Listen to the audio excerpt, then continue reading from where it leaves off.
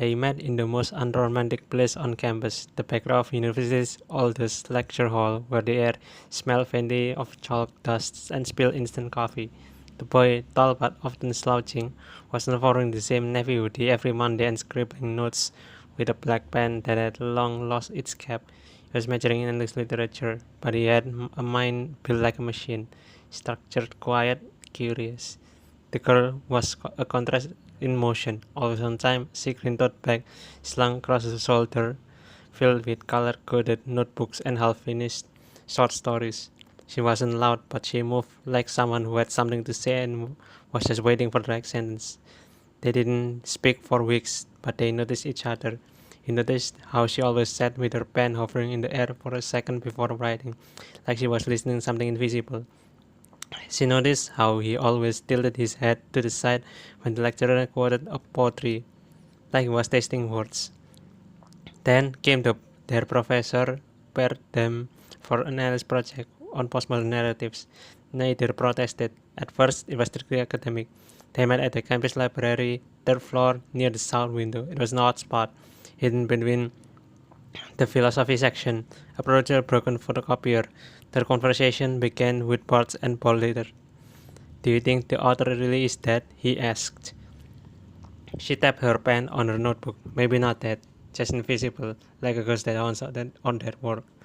He smiled for the first time in front of her. By the second week, their meetings extended past library hours. They migrated to the campus cafe at a dimly lit corner with faded couches and overpriced lattes. He would buy black coffee. She always asked for jasmine tea. One evening, after 3 hours of discussing Slaughterhouse 5, she closed her notebook and said, You know what's strange? I feel like campus isn't the same when you walk through it with someone else. He tilted his head. Because you shared the silence? Because you notice more. And she was right. Together, they began to notice things. The boy noticed how the morning sunlight sliced through the chemistry building's glass walls like golden knives. The girl noticed how the pigeons gathered around the statue in the Central Park as if holding daily secret meetings. He noticed how she hummed when writing. She noticed how he cracked his knuckles before recording a novel out loud. Their lives became a routine written in quiet companionship. Monday lectures, Tuesday study meets, Thursday walks to the humanities corridor, Sunday reading in botanical garden beside the language department.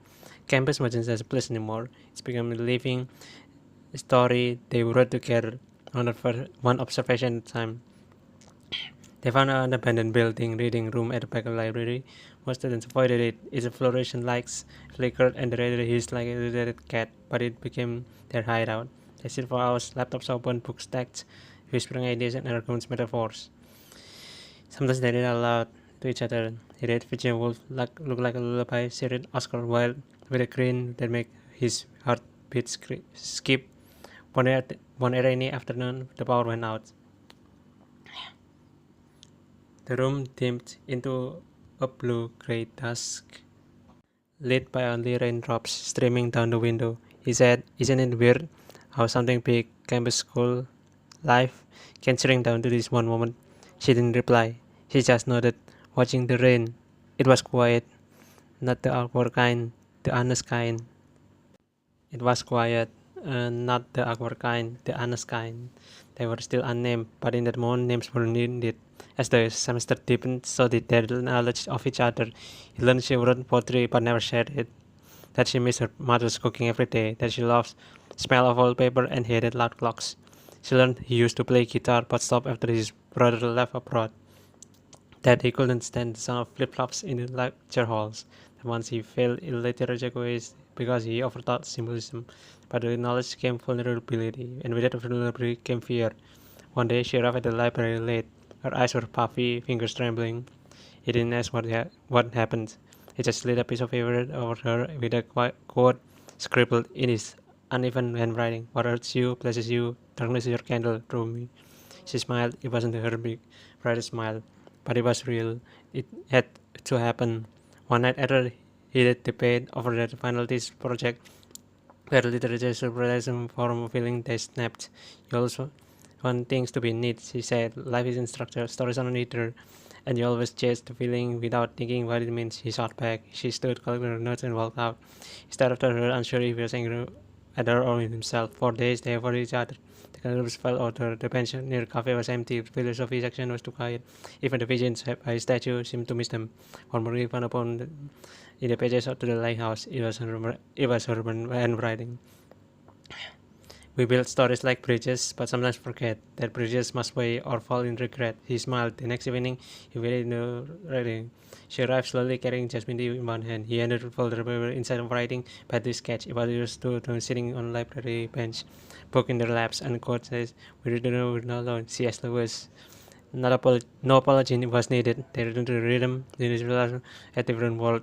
They began wandering over campus after dusk. After the rush faded, they watched rehearsals at the amphitheater, shadow students protest from far, and sometimes joined the astronomy club on the rooftop. They had no label, no declarations, just share time. Sometimes they lay on the grass, talk about the futures. She wanted to get novels, maybe rich, maybe vanished, rapper no one expected. He wanted to be librarian or an editor, or maybe nothing at all, just someone who reads stories and understood people. He didn't want to talk to she wants. I don't think dreams in talking, he replied. Then it's space. She looked at him. You give me space. He reached her hand, but didn't hold it. Not yet. The story ended faster than they expected. Their final praised for its inside originality, but neither celebrated. The boy was transferred to universities and scholarship abroad, one he never expected to get. He told her 3 days before he left. She didn't cry. She just said, "So that's it? I didn't plan it. You didn't tell me. I didn't want to lose this before I had to." There was silence between them, the loud kind. Finally, she said, "Promise me one thing, anything. Don't worry not for a while. Let the story end before we write its sequel." He nodded, and just like that, they said goodbye in front of all the oldest lecture hall on the campus. The same place they first noticed each other. Years later, the library was renovated. The broken reading room was gone. The cafes are old mill, disaster, rich and still, but first students noticed them. But in the dusty corner of the philosophy section, a campus tour guide found a notebook. Inside were essays, poems, quotes, and two names written only once. Faint, pencil almost erased. No one knew the story, but the campus remembered, and somebody in different parts of the world, the boy and the girl still walked to different campuses, still noticing, still thinking of each other when the wind passed through the lecture halls and the light hit the glass just right.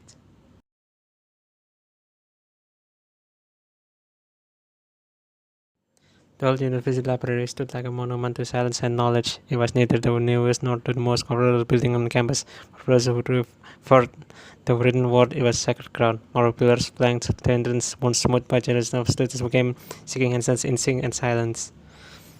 On a Monday afternoon, as the clock struck 3, the boy arrived. He wore dark green hoodie, its sleeves pulled over his knuckles, and carried a messenger bag filled with books and rustle of printed pages. He walked softly as if afraid his footsteps would shatter the library's ancient stillness. The girl was already there. She had taken the usual spot in the west wing, the table from the tall window where the light fell just right, bright enough to read, so soft enough to think. Her long black was tied loosely with a red ribbon. A fountain pen danced between her fingers as she looked over her open notebook.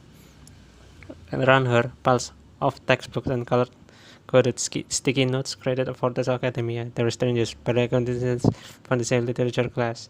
But today would change that. He hesitated when he saw her. Unsure he should sit the same table, but after the table was full, groups of students modeling for biology diagrams and iconographs. Her table was the only island left. "Mind if I join?" he asked, a voice barely above whisper.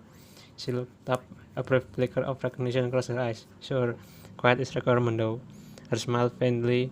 Wouldn't dream of breaking the rules. He took a seat across from her and opened his laptop. It's casting a bluish glow. For several minutes, the only sound between them was scratching on paper and the occasional click of keys. But then came the sigh. She got a problem. He rubbed his eyes, symbolism in the wasteland. "I know let's make him point. I just can't figure out what it is." She gave a small, almost imperceptible smile. It's like that's that, huh? Exactly, everything's fragmented. She turned her notebook around. Her handwriting was neat, precise, and the kind that looked like it belonged to a Muslim writer in the classroom. "Try moving it like this," she said, pointing to the diagram. "Elliot's fragmentation is deliberate. It's like he's using formulas to reflect the sad state of post-war Europe." He leaned closer, fascinated. "You did all this first class?" "I like puzzles," she said, "especially the literature kind." He stared for a moment longer than intended.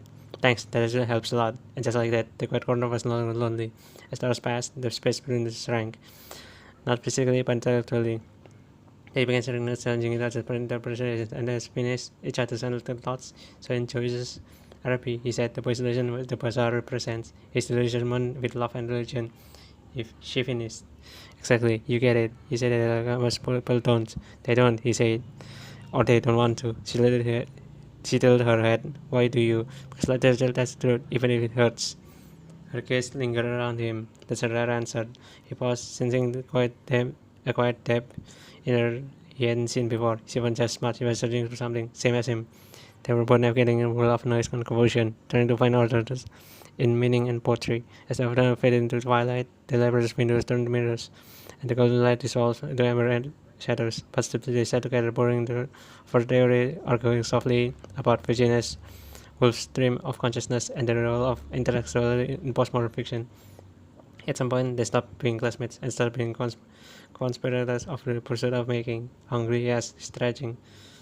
Siblings surprised by the time Uncle ate, they packed in the sink, books sliding into the bags, pens leaking in the punctuation. The hallway outside was dim. The cover squad was a help and the it's like soft and music ambient. That's in the corner booth order coffee, warm croissants, still in the glow of literature ideas. So, she said between sips, what are you writing for your final paper? He hesitated. A personal essay on this, serious an eyebrow. That's bold. He shrugged. It's what I know. Books have always been easier to understand people. She was silent for a bit, then same. Their minds said, Matt, no more explanation. Back in the library next day, they went again. Same table, same ritual, but now with new energy. They were no longer strangers. They were a unit. They were put together. But soon drifted beyond classwork. He saw her by a short story he had written about a boy in the city with slow words, and she read about reverent attention. This line, she said, pointing to sit the far whispering, that's poetry. He blushed. I didn't think it was good. She looked at him with this foolish. Then you don't know how good you are. In return, she said him real unfathomable chain air. It was articulate, piercing, unbelievably brave. You don't hold back, he said. I've learned not to. She replied, the vertex about quiet girls. He wanted to tell her she wasn't quite here, not with him, but he didn't need to. She already knew. Weeks passed, they were side by side. Every afternoon, the library staff began to recognize them. The quiet duo, too many highlighters and too much coffee. Rumors stated, whispers around us, are you two a thing? Someone asked in the hallway. They looked at each other and laughed. Just intellectuals, he said. Academic allies, she added.